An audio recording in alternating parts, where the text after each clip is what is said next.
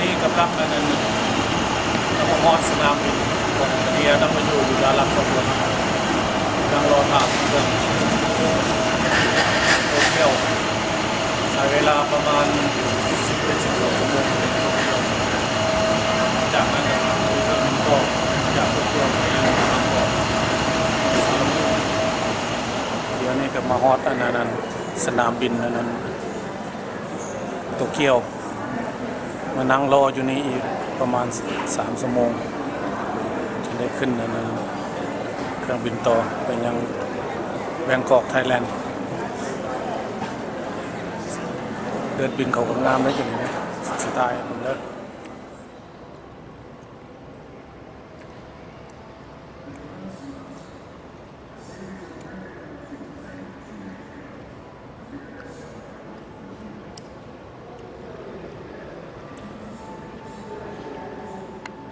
ปิ้งพึ่งเขาเป็นว่าไม่ยังอันนี้ปิ้งพึ่งบอกเขาเห็นยังว่าแมนพึ่งปิ้งพึ่งเนาะพึ่งเลี้ยงบอกพึ่งธรรมชาติอ๋อนี่แม่ค้าขายพึ่งแม่ค้าขี่ไล่เดี๋ยวบอกเอาจาก3-4 งอดินั่นสิมันจะกินบ่เบิดกินบ่เบิด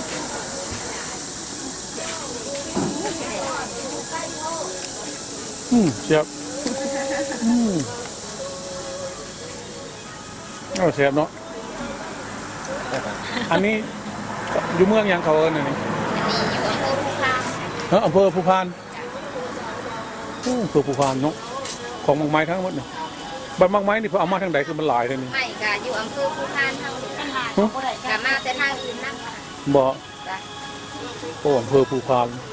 ยู่อำเภอเฮาสิมีบุกม่วงปักเที่ยวมักมีก็มีแมนไปเลยมักบ้านเข้าไปนั่นคือบ้านเจ้านวลซ้ำได้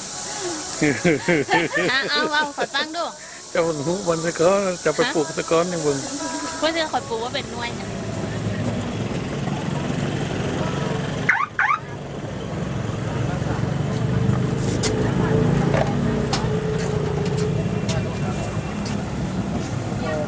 จะกินยังหมากไฟข้าจะเห็นผู้เจ้าอัน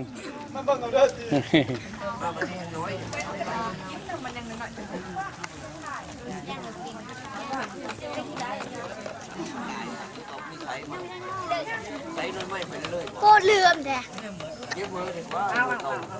นี่ท่ายดำดงลำบากเนี่ย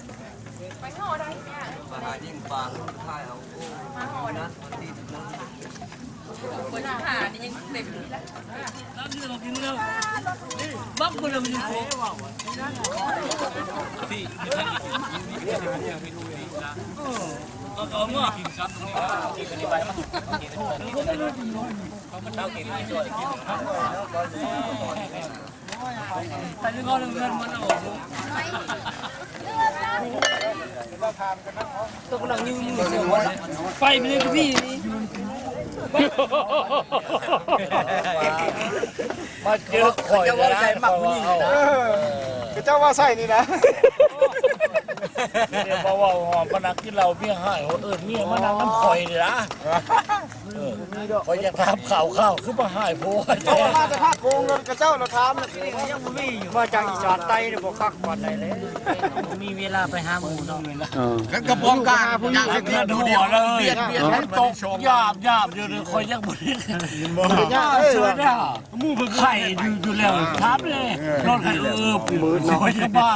ข่อยฉันเนี่ยกับเจ้าคนตรงนั้นมาข่อยตัวบ่ได้แต่ว่าเป็นนิสัยข่อยนี่ได้เขาว่ามากข่อยต้องได้มาได้นี่คือเริ่มต้นพิธีคู่แขนเนี่ยมอคาลี่เนี่ยเริ่มต้นพิธีแล้วเนี่ยชาวบ้านน้อยกำลังสิเข้ามาตุ้มหุ่มข้อขวัญแล้วเนี่ยยับเข้ามาคู่แขนเนี่ยพานังชานังกัจจามิคัมมังยุวัตนังเสติวิตังยาวนิพานัง สรนังกัจฉามิสังฆังอยุวัตนังเตชีวิตังยาวนิพานังสรนังกัจฉามิตุติยปิพุทธังอยุวัตนังเตชีวิตังยาวนิพานังสรนังกัจฉามิตุติยปิสังฆังอยุวัตนังเตชีวิตังยาวนิพานังสรนังกัจฉามิตติยปิพุทธังอยุวัตนังเตชีวิตังยาวนิพานัง กำลังสูตรควันแล้วเป็นหมอเดี๋ยวนี้จานตรงเนี่ยเป็นผู้สูตรเดี๋ยวนี้สลิดน้ำหอมอยู่เนี่ย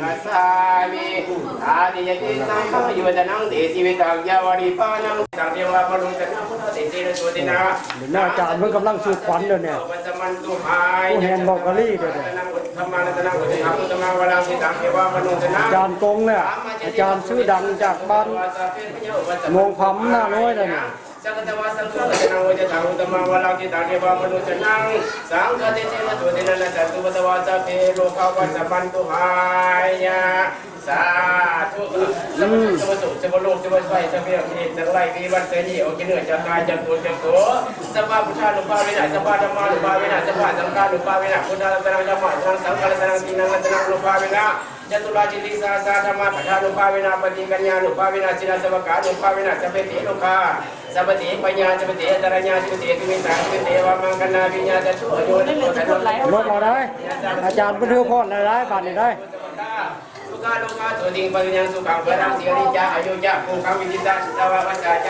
ปรารถนาจึงใดก็ได้สมดังมโนบังเด้อพุทธสังจะมีมาต้องเราโลกาใครวัดใจเวทีไว้ปีไก่เม็ดเป็นด้วยดีพุทธเด้อพุทธนาใจแก้วถ่ายมาเนี่ยถ่ายกูเลยมั้งถ่ายกินน้ำมาเลยแป๊บงามเด้อเนาะเอาไว้เพิ่มแต้มเลยแต่สิ่งเข้าไหลดังมากคือน้ำจะนั่งเข้าไหลมากคือน้ำท่าเงินกาไหลมาจูมือเต็มเต็มแสนลำบากอย่างเจ็บเจ็บยาครับยาเดี๋ยวปัญญาอยู่ประวัติให้เป็นคนฉลาดการเชื่อต้องจะมาหาอย่างวันละสุขทางพลังครับผู้มันยืน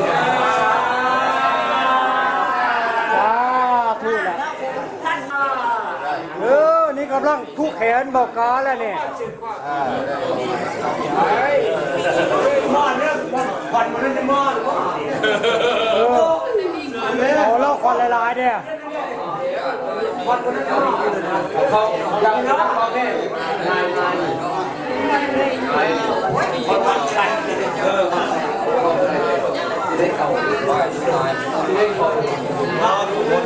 ขาใส่เลยเขาใส่เลยเขาใส่มือนะเขามาเลยโยมมาจะทำบรรณาการเกี่ยวกับไฟคนตะลังไฟดังสองเกลียว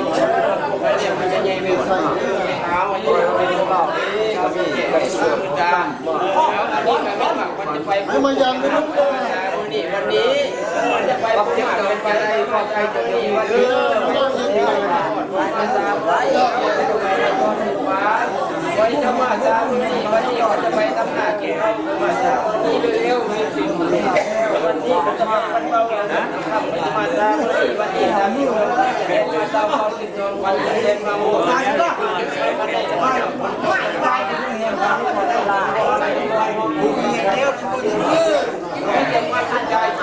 สบายใจกินดอกไหมผู้ชมจับขับรถเฮ้ยมาจังหวัดเว้ยเข้ามาเฮ้ยเข้ามาหาเยี่ยมเข้ามาตอนนี้ก่อนบ้านไฟจะเกลี่ยนี่แหละไฟลงกันไฟดับงานเกลี่ย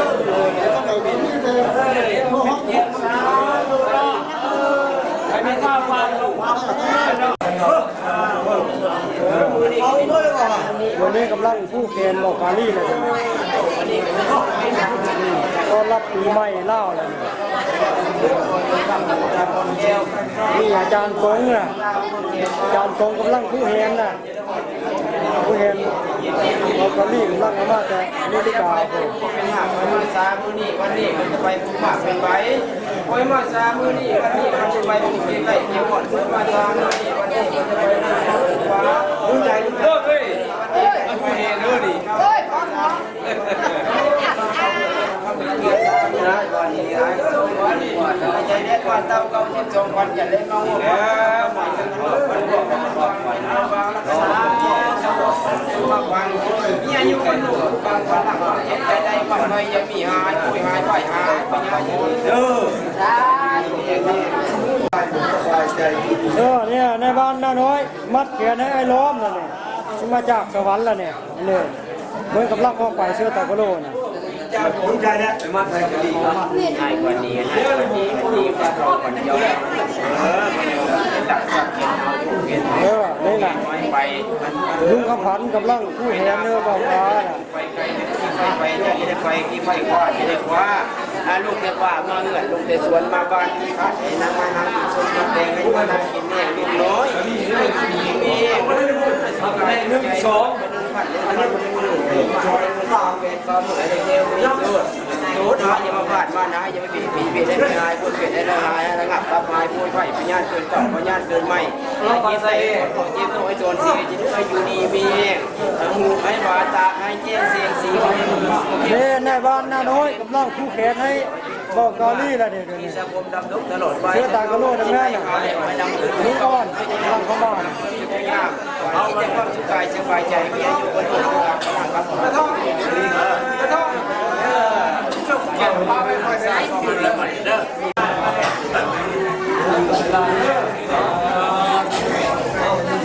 ว่าความมอดเลยมาแล้วก่อนใส่เลยบ้านลูกพ่อหน่อยเอาโลกก่อนนะเพื่อนเด้อ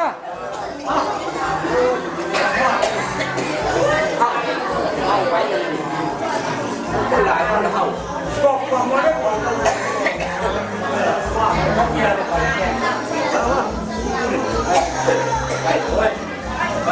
เฮ็ดเบากากำลังกินเหล้าควันเดี๋ยวนี้เรียบร้อย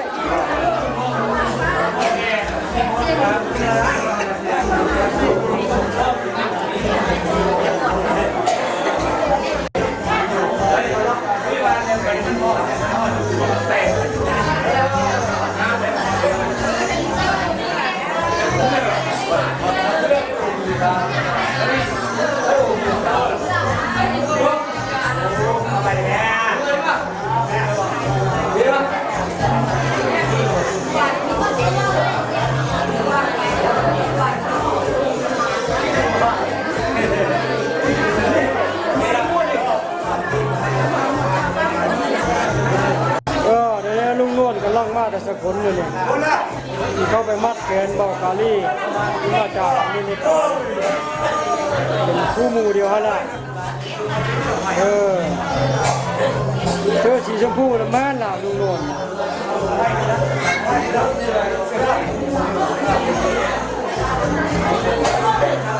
เขาไม่ได้นะ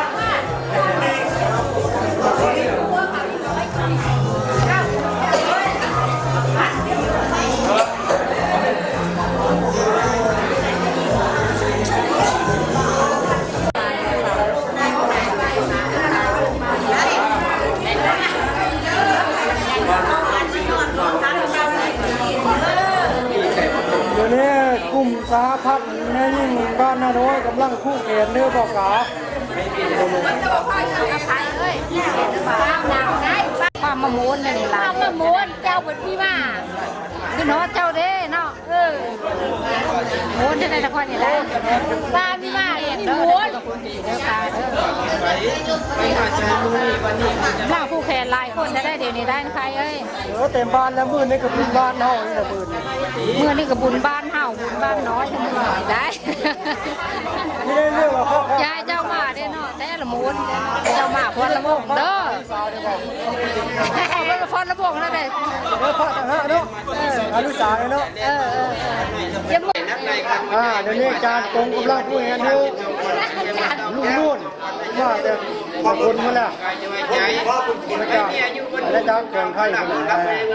ยกเลยยกเล่าขวัญเลยในเกมที่สุดนะจะมาบ้านมานะจะไม่มีบีเบียดให้ปิดตาคนเบียดให้คนร้ายนะครับพระไฟตัวไฟเยอะเกินก็นะครับพระไฟตามคนนี้มาดีให้มาอยู่เพื่อนที่เฟซดีสักทีมุกเจ็บที่เฟซมุกแบบมาจริงก็เราลามากินน้ำตาลแล้วก็แดดนี่แค่มาอยู่เราไปเรามาเด้ออย่าลืมว่าไอ้เด็กเขาว่ามาโดนเจ้าจะได้ท่านนอนบ้านจะได้หายมาได้แล้วบอกว่าพี่จะคนสบายใจ ช่วยอยู่ด้วยอาจารย์ ให้ครับไม่ขุดมูลไม่แก้วเป็นขุดเลยเนี่ยเป็นแก้วใจดีครับคุณมาดูเด้อ อาจารย์ไม่ต้องอะไรเลยเที่ยวไปเที่ยวมาอยู่จ้ะ ตายแล้วเอาจะตายวันนี้ มานี่สิพวกเอาอาจารย์นี่เลยเจ้าพวกอะไรเดือนพวกอาจารย์นี่นะ ไอ้ก้อนเลยพวกเอาอาจารย์ประมาณเนี่ย อาจารย์นี่มันคนอยู่เพื่อนอยู่สร้างนี่มันจะไปมาเดี๋ยว เขาพูดกับคนอาจารย์ เป็นเรื่องอาจารย์ตาม ไปไซเลยดีกว่า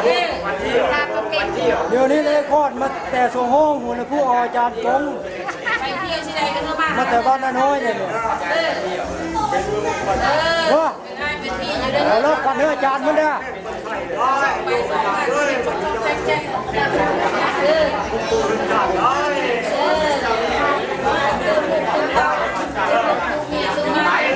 นี่แหละ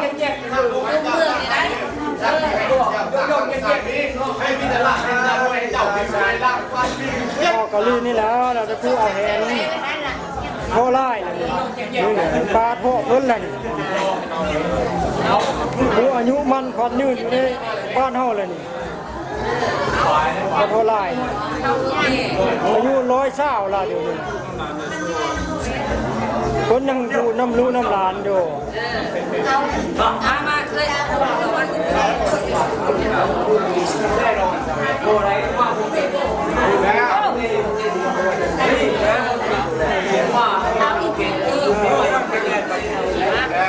ให้ก่อน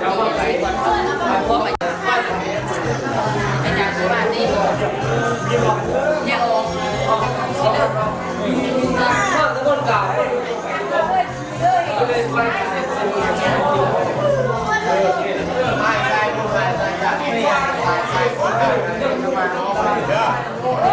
ันนี้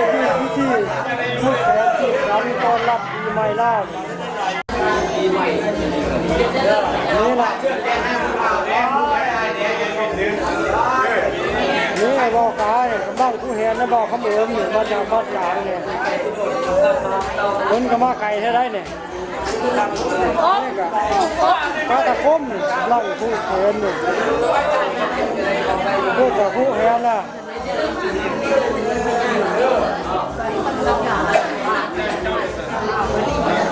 ผู้เห็นลูกขบวนที่มาจากบ้านกลางเลยบ้านนี้ล่ะบอกกะลี่แล้วผู้เห็นก็เท่าคมเนี่ยที่มาจากตะแคกเลย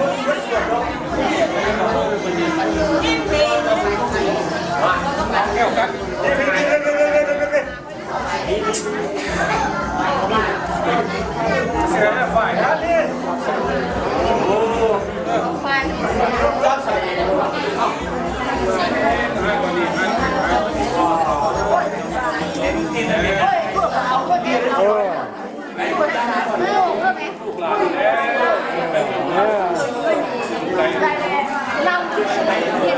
บอกกะลี่ล่ะผู้เห็นเนี่ยผู้เห็นไอ้นู่นมาจากนครยกเพิ่งกำลังยกเล่าควันแล้วเนี่ยลุงโน่นอยู่เนี่ย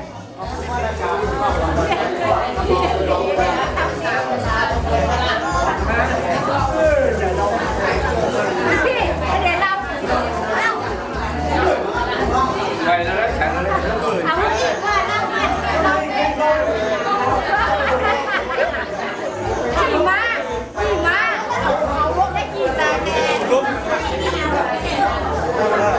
อันนี้เราเรื่อยๆไปเรื่อยๆต้องลบ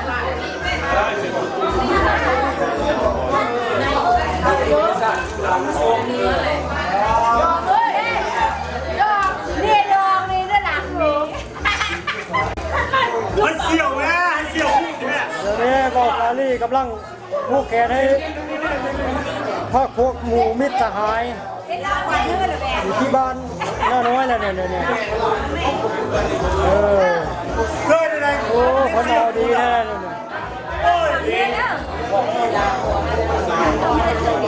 ธรรมดาเลยเนาะหมู่ผู้แก่ให้แล้วก็ผู้แก่ให้หมู่งานสุริมงคลบ่อยงานต้อนรับปีใหม่เนี่ยว่ะ ปัญญาก่อนค่ะ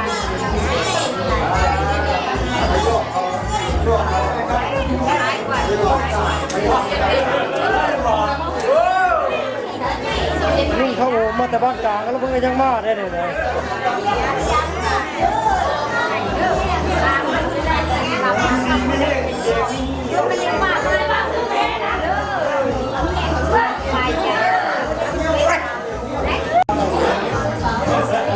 อันนี้พวกบรรดาที่ว่าในงานผู้แขนนี่แหละ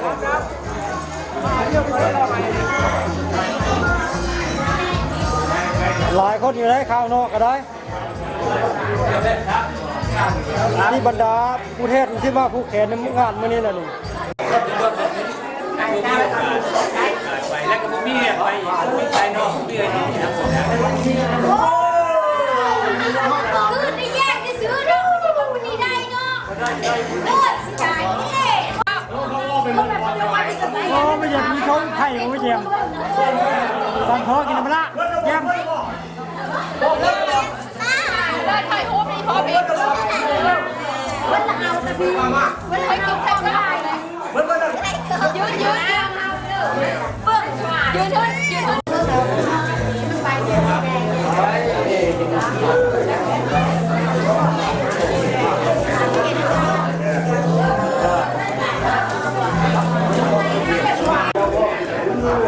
เจี๊ยบเพชรเนาะยิ้มตลอดเนาะเจี๊ยบลำเบียงมันเนาะคนจะไปอเมริโอนะคะให้คนไปเนี่ยไปแน่ยังเหลือแต่มันจะเอาจะเอาดิโอจะเอาไปยาเนี่ยก็จะอยู่ไกลหรือมันจะว่าใกล้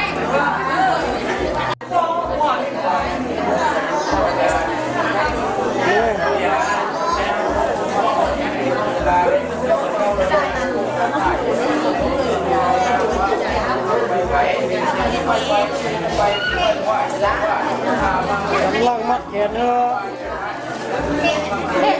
พ่อแก่ได้หัวพ่อเลยที่ลุงดีลุงบุรีแล้วก็อาจารย์จงลุงโอมที่มาจากบ้านกลางเฮ้ยหัวหน้าไต่เนี่ยเนาะพี่นึกเนาะขึ้นมาพอดูเลยมาแต่โดนเลยอันนี้กับบางดาไอ้น้องเนาะมามัดแขนอยู่ต่อไปนี่คือเครื่องไตนึ่งวันนึ่งว่าไอ้ทุยเป็นก้อนของเขาฉันไปเวลาคนที่เจอคน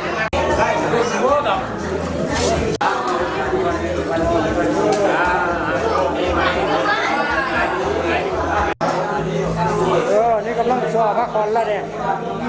คือว่าเซตพื้นที่ผู้แขนแล้วมันต้องชัวได้กว่าพี่นี่เล่าได้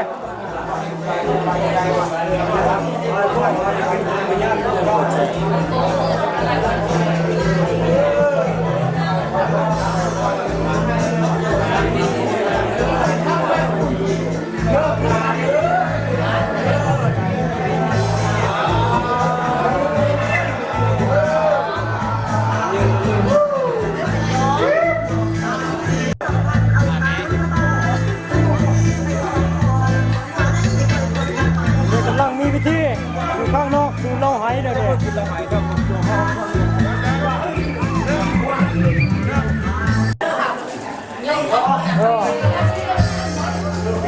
เดี๋ยวนี้กำลังจ่ายพระเขาเดี๋ยวนี้หลังจากเช็ดพิธีบุกแกนแล้วกำลังจ่ายพระเขา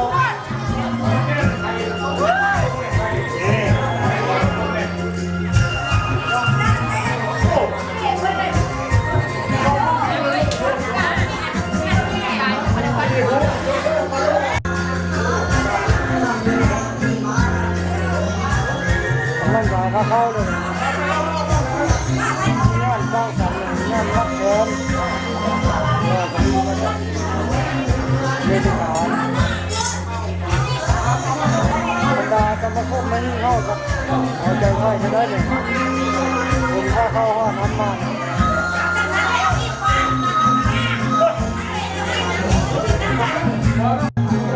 เดี๋ยวนี้ลุงนวลกำลังกินเหล้าไห้เดี๋ยวนี้ อยู่ในงานมัดเขียนบอกกะลี่นี่แล้วเนี่ย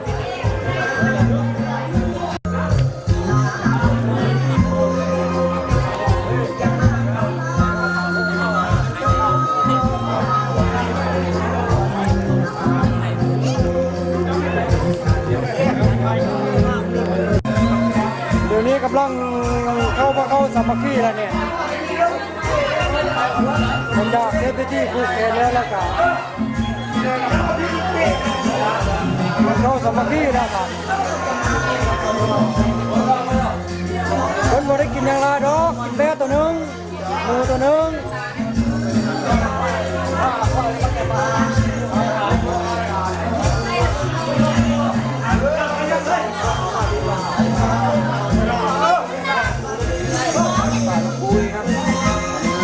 ทีนี้กำลังเลยย้ายหน่อยเตรียมเรากินข้าวแล้วเนี่ยเ